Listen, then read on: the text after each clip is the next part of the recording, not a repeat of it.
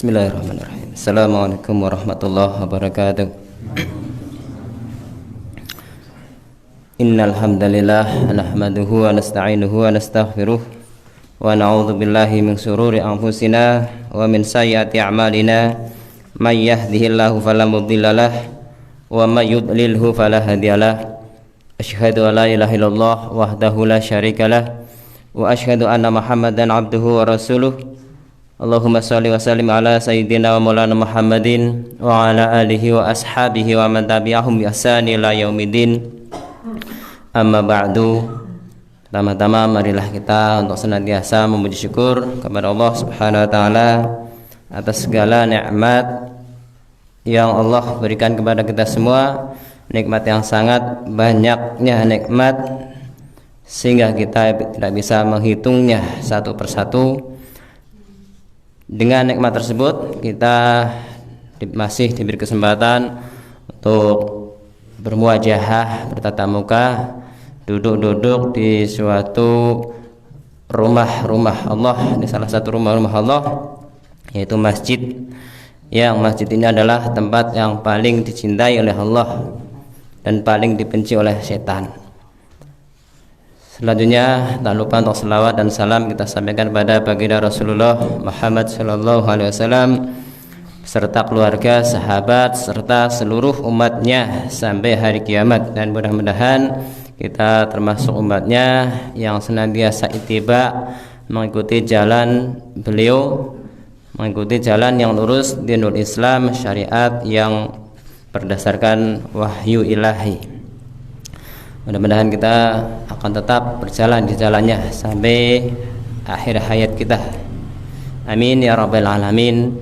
Jamaah pengawasan ingkang dipun muliakan Allah Subhanahu wa taala, wonten ing dalu menika kita badhe membahas malih membaca sebuah kitab akidah wasithiyah ingkang dipun tulis kalian Syekhul Islam Ibnu Taimiyah, dan kita badhe maos syarahipun ingkang dipun syarah kalian Syekh Muhammad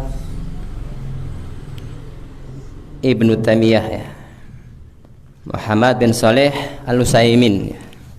Disyarah dengan begitu panjangnya, begitu tebalnya, sampai mungkin kalau kita baca sudah khatam, nanti yang pertama sudah lupa lagi, kan sangat banyaknya. Tapi insya Allah ini semua menjadi ilmu yang manfaat bagi kita semua. Kita sudah dulu awal-awal sudah membahas tentang macam-macam tauhid ya.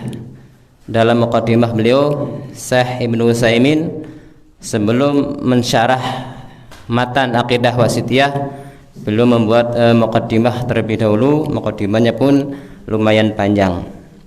Para ulama dalam hal ini membagi tauhid membagi jadi tiga ya. Kita baca dulu tauhid yang pertama, tauhid rububiyah. Ini sudah kita baca pada waktu yang lalu. Jadi intinya tauhid rububiyah ini adalah mencakup penciptaan Allah, menguasai dan mengaturnya. Dan tentang tauhid rububiyah, yaitu tauhid ketuhanan. Jadi tauhid yang pertama adalah tauhid tentang ketuhanan, berbicara masalah mutlak milik Allah Subhanahu wa taala dalam hal mencipta, mengatur dan menguasai. Lalu tauhid yang kedua, kita akan baca tauhid yang kedua dan ketiga, yaitu tentang tauhid uluhiyah.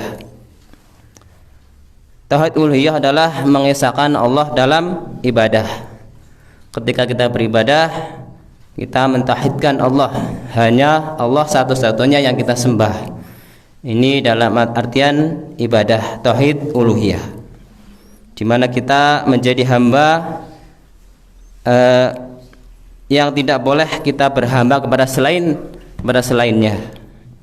Jadi kita menyembah, tidak boleh kita menyembah kepada malaikat ya, nabi, wali, syekh dan seterusnya.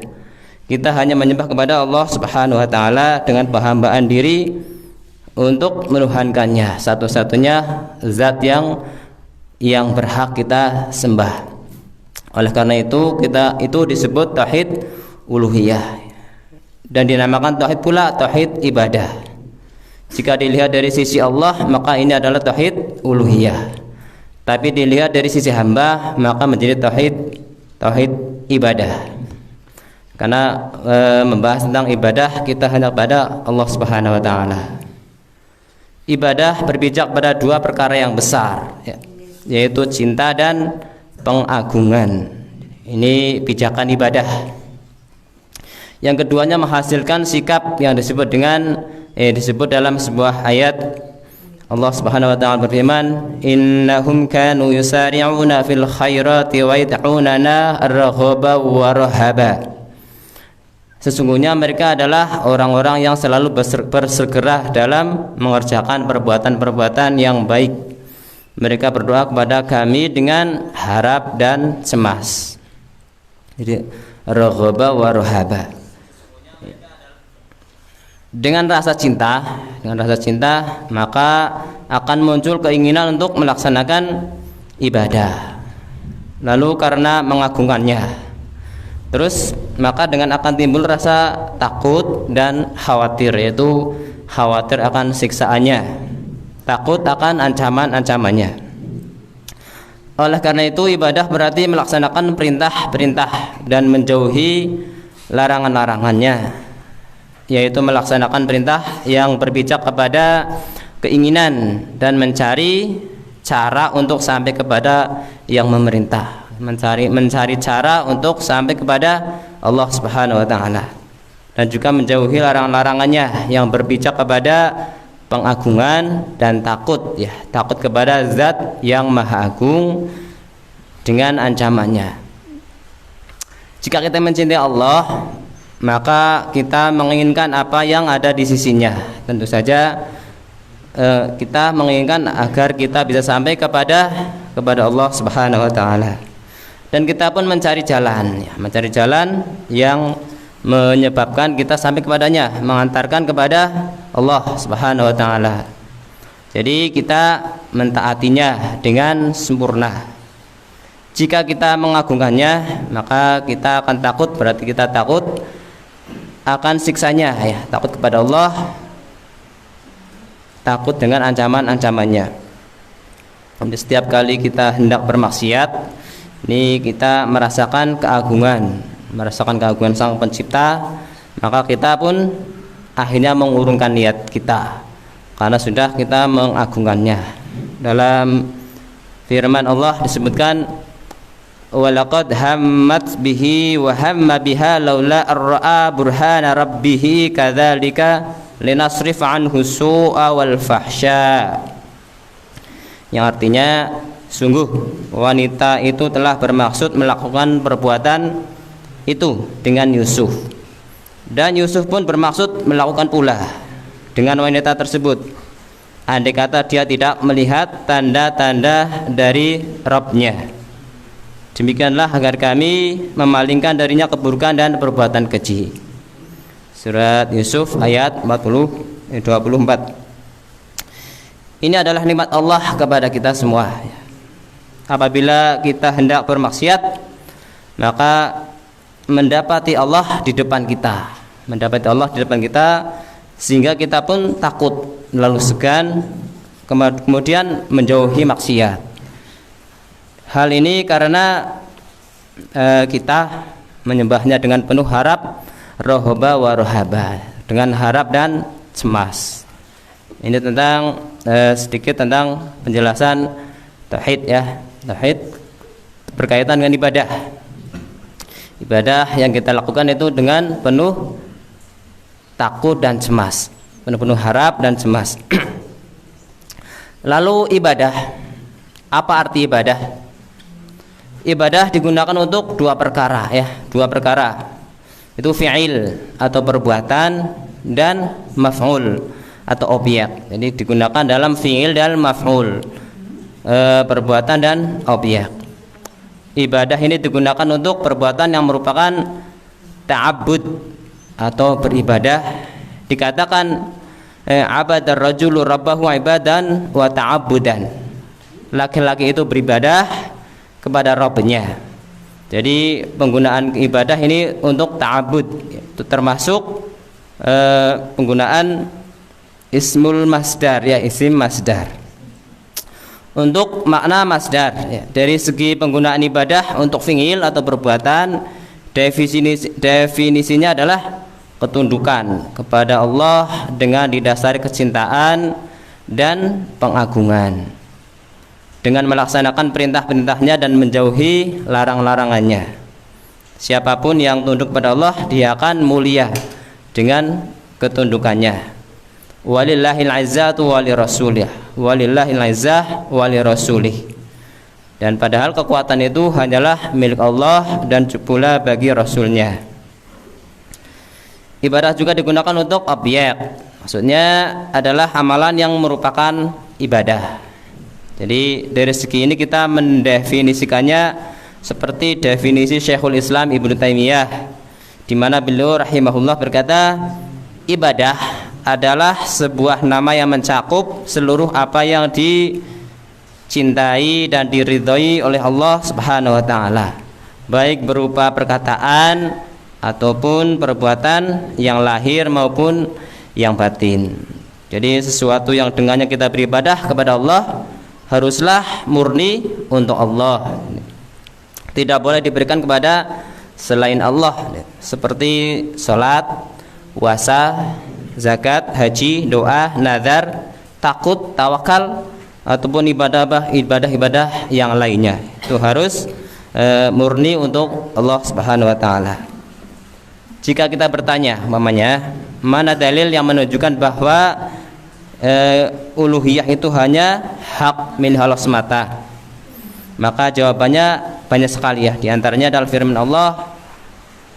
Allah berfirman, "Wa ma arsalna min qablika mir rasulin illa nuhi ilaihi annahu la ilaha illa ana fa'budun." Yang artinya, dan kami tidak mengutus seorang rasul pun sebelum kamu, melainkan kami wahyukan kepadanya bahwasanya tidak ada Tuhan selain aku, maka sembahlah aku. Aku Allah, katanya. Ini jelas sekali, jadi tidak ada Tuhan selain Allah, maka sembahlah Allah. Lalu dalam firman yang lain Allah berfirman, "Walaqad ba'atsna fi kulli ummatin rasula an i'budullaha wajtanibut taghut." Dan sesungguhnya kami telah mengutus rasul dan rasul pada tiap-tiap umat untuk menyerukan sembahlah Allah saja dan jauhilah tauhid. Surat An-Nahl ayat 36. Juga firman Allah dalam Ali Imran ayat 18, "Syahidallahu annahu la ilaha illa huwa wal malaikatu wa ulul ilmi qa'iman bil qist." Allah bersaksi atau menyatakan bahwa tidak ada Tuhan yang berhak disembah kecuali Dia semata, sebagai yang menegakkan keadilan, dan para malaikat serta orang-orang yang berilmu juga bersaksi yang demikian. Seandainya ilmu tidak memiliki keutamaan kecuali yang satu ini, ya, niscaya hal itu sudah cukup, di mana Allah memberitakan bahwa tidak ada yang bersaksi terhadap ketuhanannya kecuali orang-orang yang berilmu saja. Semoga Allah menjadikan kita termasuk golongan mereka. Amin ya rabbal alamin. Allah bersaksi menyatakan dirinya bahwa tidak ada Tuhan yang berhak disembah kecuali Dia. Ini pernyataan Allah sendiri, ya, sebagai yang menegakkan keadilan, al-adlu. Dan para malaikat juga serta orang-orang yang berilmu. Ini Quran, ya, surat Ali Imran ayat 18. Kemudian Allah juga menetapkan kesaksiannya dengan firman-Nya yang lain, "La ilaha illa huwal azizul hakim." Tidak ada Tuhan yang berhak disembah kecuali Dia, yang maha perkasa lagi maha bijaksana. Ini adalah dalil yang jelas bahwa tidak ada Tuhan yang berhak disembah kecuali Allah Subhanahu wa taala semata. Jadi kita aku bersaksi bahwa tidak ada Tuhan yang berhak disembah memang kecuali Allah, dan kita semua juga bersaksi, ya, bahwa Ini ada kesaksian yang benar, kesaksian yang sangat hak, al-haq. Jika ada yang berkata, bagaimana engkau mengikrarkan hal itu? Bagaimana cara kita mengikrarkan tentang kesaksian ini? Padahal Allah sendiri menetapkan ketuhanan selainnya, ya, ketuhanan selainnya. Seperti firman-Nya, "Wala tad'u ma'allahi ilahan akhar", yang artinya, dan janganlah kamu menyembah Tuhan yang lain di samping Tuhan Allah, di samping menyembah Allah. Jadi Allah sebutkan bahwa ada Tuhan selain Allah, tapi yang berhak disembah memang hanyalah Allah. Seperti juga firman Allah yang lain, "Wa may yad'u ma'allahi ilahan akhar la burhana lahu bih." Dan barang siapa menyembah Tuhan yang lain di samping juga menyembah Allah, padahal tidak ada Tuhan, tidak ada satu dalil pun baginya tentang hal tersebut. Juga firman Allah yang lain, "Fama aghnat anhum alihatuhum allati yad'una min dunillahi min syai'." Karena sesembahan yang mereka seru selain Allah tidak manfaat sedikit pun bagi mereka. Hud, surat Hud ayat 101. Juga firman yang lain dalam surat perkataan Nabi Ibrahim, "Aifkan ilahan dunallahi turidun?" Apakah kalian menghendaki kebohongan dengan sesembahan selain Allah itu? Ini ada perkataan Nabi Ibrahim. Dan banyak lagi ayat-ayat yang lain, ya, bagaimana engkau menggabungkan hal-hal itu dengan kesaksian bahwa tidak ada Tuhan yang berhak disembah selain Allah. Coba ini pertanyaan, ya, makanya ada pertanyaan seperti itu, maka dijawab. Jawabannya adalah ketuhanan selain Allah adalah ketuhanan yang batil, yang batal. Hanya sekedar penyebutan saja. Allah Subhanahu wa taala berfirman, "In hiya illa asma'un sammaitumuha antum wa abaukum ma anzalallahu biha min sultan." Jika itu semua tidak lain hanyalah nama-nama saja yang kalian dan nenek moyang kalian ada-adakan. Allah tidak menurunkan suatu bukti hujah apapun untuk penyembahannya. Surat An-Najm ayat 23. Maka semua itu adalah ketuhanan yang batil, yang batil alias batal semua selain Allah. Walaupun ia disembah, dituhankan oleh orang-orang yang sesat, akan tetapi itu sebenarnya tidak layak untuk disembah, tidak layak untuk disembah. Itu hanyalah Tuhan-Tuhan yang disembah, akan tetapi Tuhan yang batil, yang tidak hak, tidak hakiki. Allah sebutkan dalam surat Luqman, "Dzalika bi anna Allaha huwal haqq wa anna ma yad'una min dunihi al-batil." Yang demikian itu adalah karena sesungguhnya Allah dialah Tuhan yang sebenarnya, dan apa saja yang mereka seru selain Allah adalah batil. Tidak seorang pun dari ahli kiblat, yang menisbatkan diri kepada Islam mengingkari kedua tauhid ini, kedua tauhid ini yaitu rububiyah dan uluhiyah. Karena Allah memang Maha Esa dalam rububiyah dan uluhiyah. Tetapi setelah itu muncul sebagian orang yang mengklaim ketuhanan sebagian manusia, seperti golongan yang ekstrim, Syiah, Rafidhah. Mereka malah menyatakan bahwa Ali adalah Tuhan. Rafidhah ini sudah keterlaluan, ya. Ali adalah Tuhan seperti yang dilakukan oleh tokoh Abdullah bin Sabah. Abdullah bin Sabah ini adalah orang Yahudi yang pura-pura masuk Islam. Tujuannya adalah untuk menghancurkan Islam sendiri, di mana ia datang kepada Ali bin Abi Thalib dan berkata kepadanya, "Engkau adalah Allah yang sebenarnya," kata Abdullah bin Sabah. Akan tetapi asal usul Abdullah bin Sabah ini adalah memang itu, ya, orang Yahudi yang masuk Islam dengan tujuan untuk menghancurkan Islam. Dia mengusung dukungan para ahlul bait Nabi untuk merusak agama Islam, sebagaimana yang dikatakan oleh Syekhul Islam Ibnu Taimiyah. Abdullah bin Sabah itu melakukan seperti yang dilakukan oleh Paulus ketika dia masuk agama Nasrani demi merusak agama Nasrani. Jadi Paulus pun seperti ini ya. Dia masuk ke agama Nasrani untuk menghancurkan ajaran agama Nasrani. Ini yang dikatakan Syekhul Islam Ibnu Taimiyah ketika mensifati Abdullah bin Sabah seperti Paulus. Jadi Abdullah bin Sabah ini berkata kepada Ali ya, engkau adalah Allah yang sebenarnya. Ini luar biasa. Dan Ali tidak rela ya ada orang yang mendudukannya lebih dari kedudukan yang sebenarnya.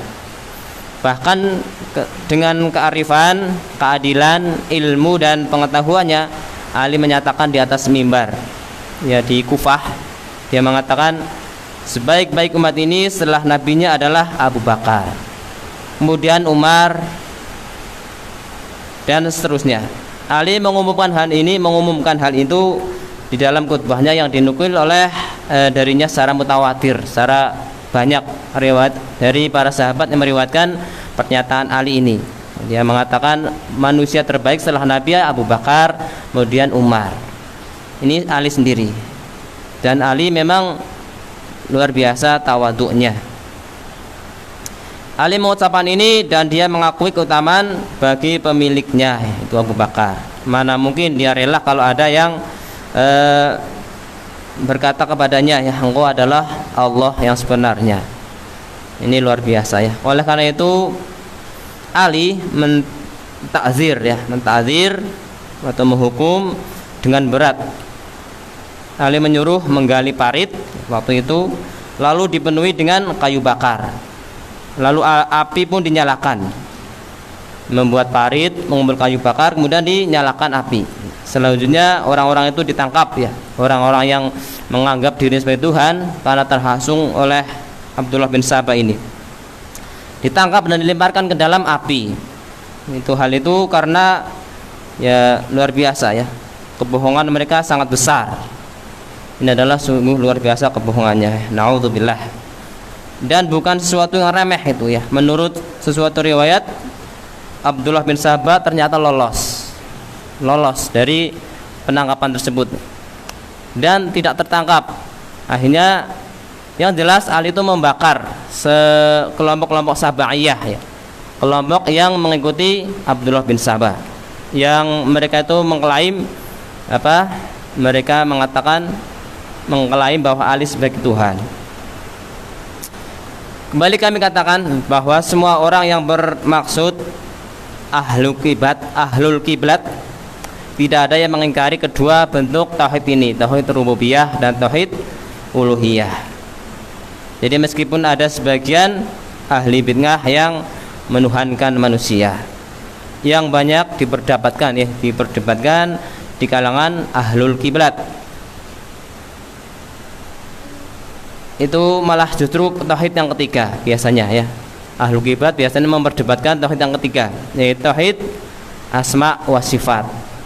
Ini banyak sekali perbedaan, bahkan menjadi perdebatan yang sangat sengit biasanya. Ini rawan sekali ketika kita membicarakan tauhid asma wa sifat. Kita masuk ke pembagian asma wa sifat, yaitu tauhid yang ketiga. Bagian ini yang banyak sekali diperbincangkan orang, dan orang-orang terbagi menjadi 3 golongan dalam masalah ini. Ada mutamasil, golongan yang menyerupakan sifat Allah dengan makhluknya. Ada mu'atil, golongan yang menghilangkan makna atau mengingkari sifat Allah.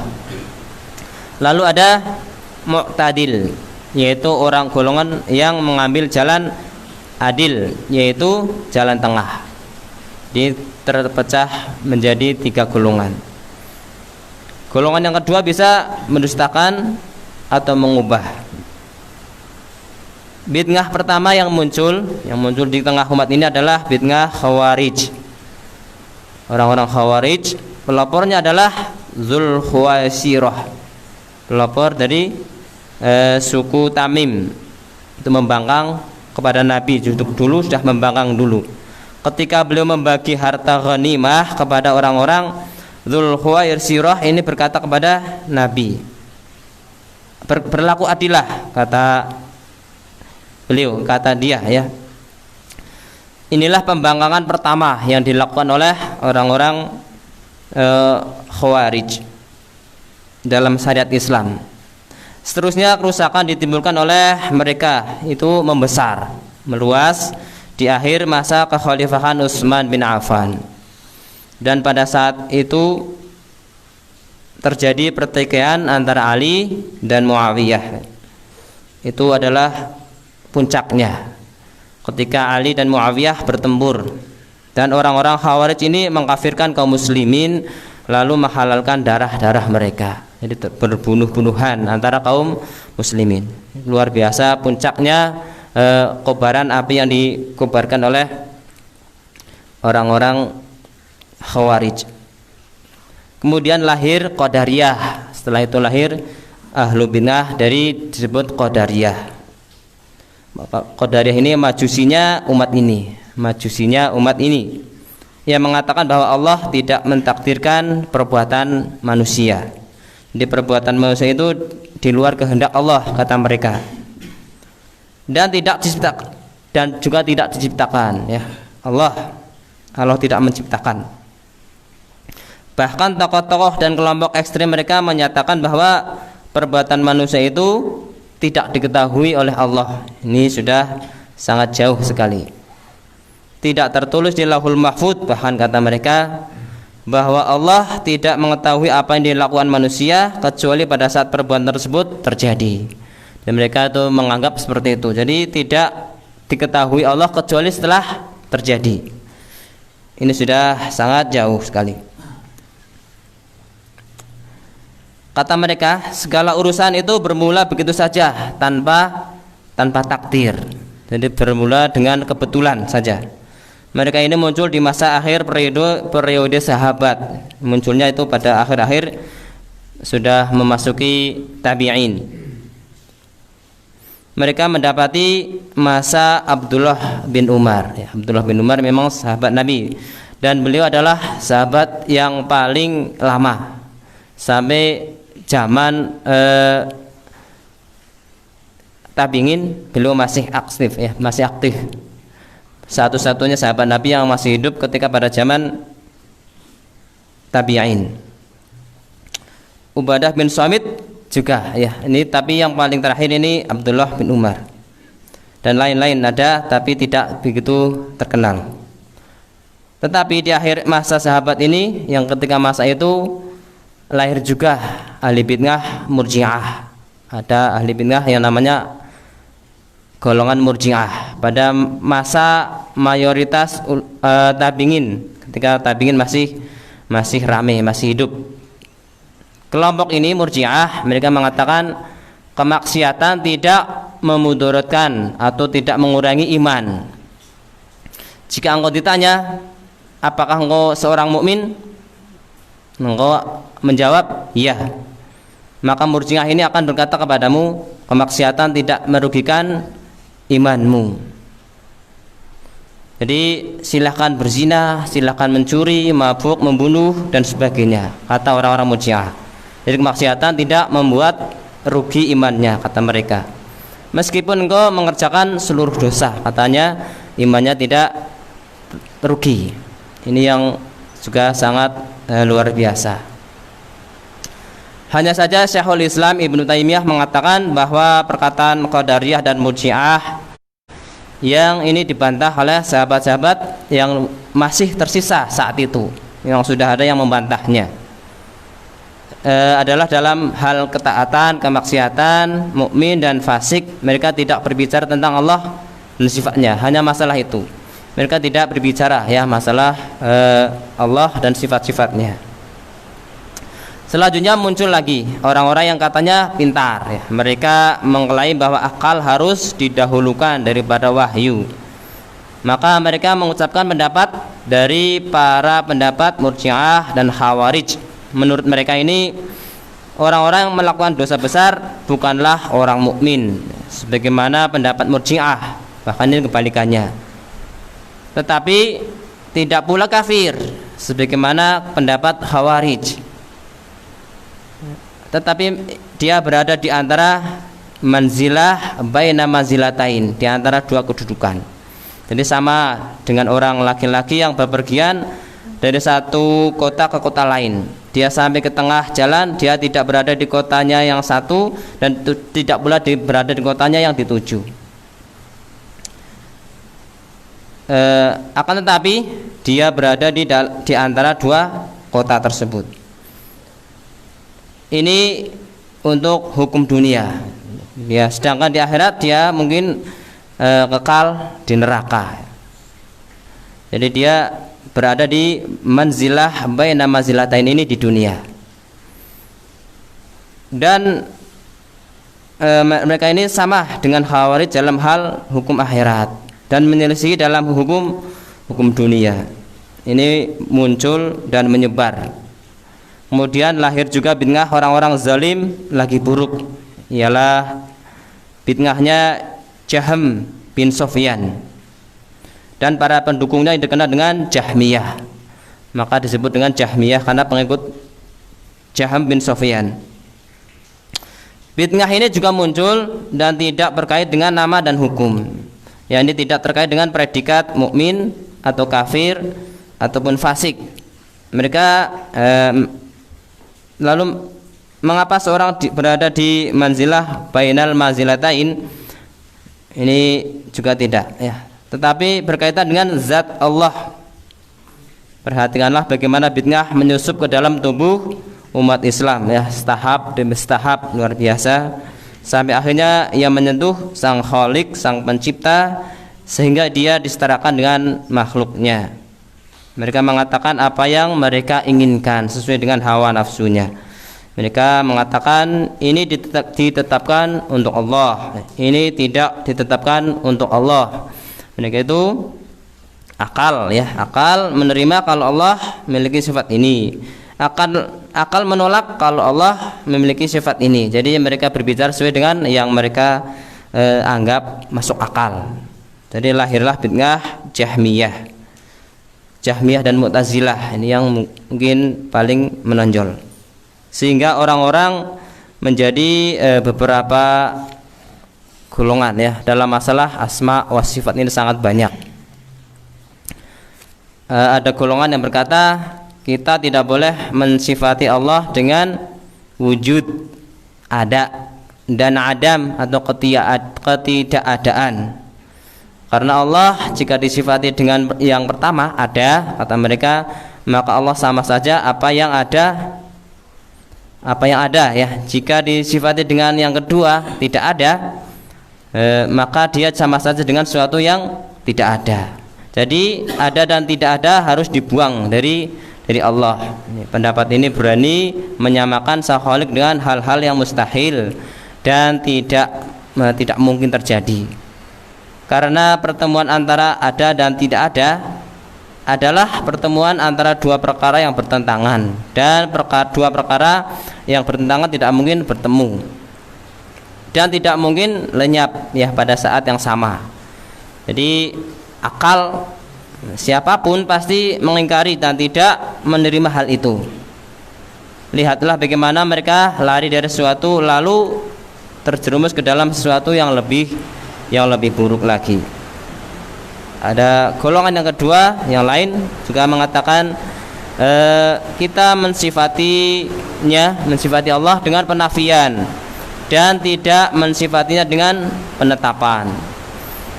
Maksudnya mereka membolehkan menghilangkan sifat-sifat dari Allah dan tidak boleh menetapkan. Kata mereka ini, kita tidak mengatakan Allah hayyun atau maha hidup, akan tetapi kita mengatakan Allah tidak mati. Mereka itu mengatakan seperti itu. Mereka juga mengatakan kita tidak mengatakan Allah maha mengetahui, tetapi kita mengatakan Allah tidak bodoh. Sama saja, ya, akhirnya. Dan seterusnya seperti itu. Menurut golongan ini, jika kita menetapkan sesuatu bagi Allah, maka kita sama saja dengan menyamakannya dengan yang ada. Hal ini karena menurut golongan ini segala yang ada memiliki kesamaan. Segala yang ada katanya memiliki kesamaan. Oleh karena itu jangan menetapkan sesuatu untuknya. Lain halnya dengan meniadakan, karena penafian itu adalah ketiadaan.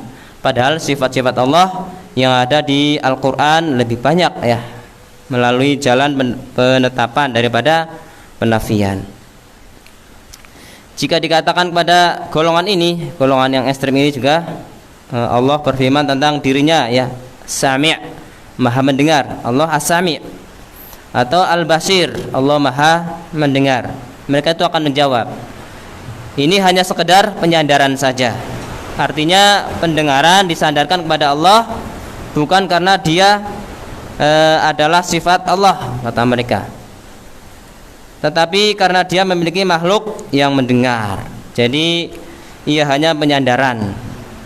Maka Sami' berarti tidak memiliki pendengaran, akan tetapi memiliki apa yang dia dengar. Sudah sangat jauh sekali melencengnya. Hadir lagi kelompok kedua yang mengatakan bahwa ini adalah sifat-sifat makhluknya, bukan sifat-sifatnya, bukan sifat-sifat Allah. Adapun Allah, maka tidak ada sifat yang ditetapkan untuknya. Ini golongan yang kedua. Lalu ada lagi golongan yang ketiga ya, yang menyatakan bahwa yang ditetapkan untuknya hanyalah nama, bukan sifat. Golongan ini adalah Mu'tazilah ya, hanya menetapkan nama dan tidak menetapkan sifat. Mereka menetapkan nama-nama Allah. Mereka berkata Allah Sami', Allah maha mendengar, Allah Basir, maha melihat, Al-Qadir, maha kuasa, Al-Alim, maha mengetahui, Hakim, maha bijaksana. Namun dia maha kuasa tapi tidak kuasa, katanya. Maha mendengar tapi tidak mendengar, maha melihat tapi tidak melihat, maha mengetahui tapi tidak memiliki ilmu. Jadi maha bijaksana tapi tidak bersifat bijak. Ini membingungkan sekali. Dah Isa ya. Sedikit lagi ya. Golongan yang keempat ya, yang menyatakan kami menetapkan nama-nama Allah ya secara hakiki, dan kami menetapkan sifat-sifat tertentu bagi Allah yang ditunjukkan oleh akal, dan kami mengingkari selainnya yang tidak diterima oleh akal. Kami hanya menetapkan 7 sifat saja, dan 7 sifat saja, dan mengingkari selainnya. Hanya sekedar mengubah, bukan mendustakan. Dan mereka mengambil sikap tersebut karena jika pengingkarannya itu dengan dasar mendustakan, maka mereka itu katanya kafir. Oleh karena itu mereka mengingkarinya sekedar mengubah. Lalu inilah yang mereka beri nama dengan takwil ya, teman takwil.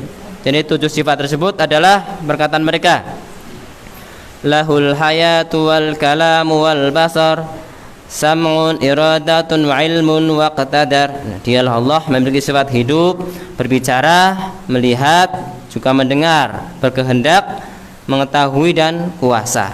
Dan mereka berkata kami menetapkan 7 sifat tersebut karena sesuai dengan akal, kata mereka sesuai dengan akal. Sisanya kami buang karena tidak sesuai dengan akal. Yang sesuai dengan akal kami tetapkan, yang tidak sesuai kami buang, kami ingkari. Ini adalah golongan Asy'ariyah yang kita kenal Asy'ariyah. Menurut versi Asy'ariyah sebenarnya versinya lain-lain banyak. Mereka beriman pada sebagian dan mengingkari pada sebagian. Ini golongan ta'til ya. Ta'til itu berarti mengingkari sebagian nama dan menetapkan sebagian sifat-sifatnya. Semuanya itu berasal dari bid'ah Jahmiyah. Pertemuan berikutnya, tapi kita akan seling-seling dengan tematik. Mungkin pekan depan masih kita lanjutkan fikih. Bisa kita tentukan saja fikih apa, bisa masih tentang ibadah sholat mungkin ya, atau kita pengurusan jenazah.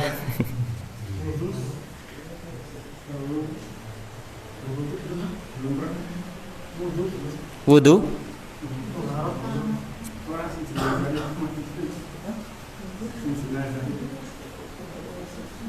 atau mengurus jenazah ya, cara memandikan jenazah, mengkafani juga kita ini sangat penting ya, mendesak juga.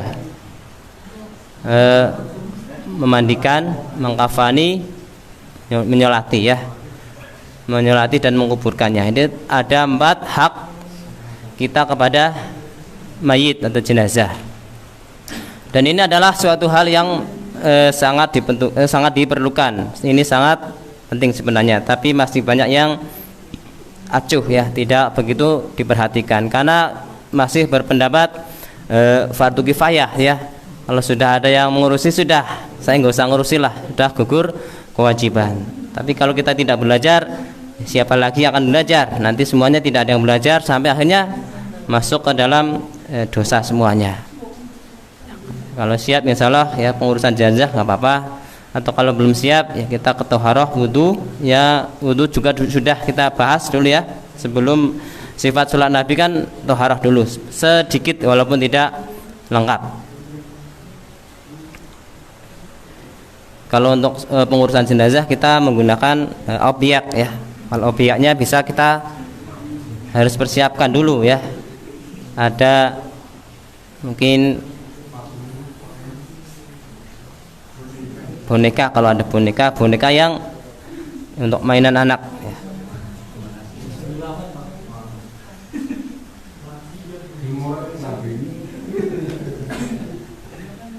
Ya, gimana? Mungkin ada persiapan.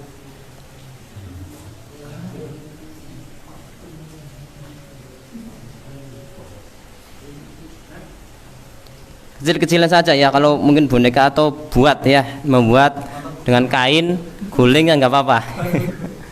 Yang penting ini diibaratkan ini kepala, ini badan, ini kaki ya, nanti kan bisa kita praktekkan.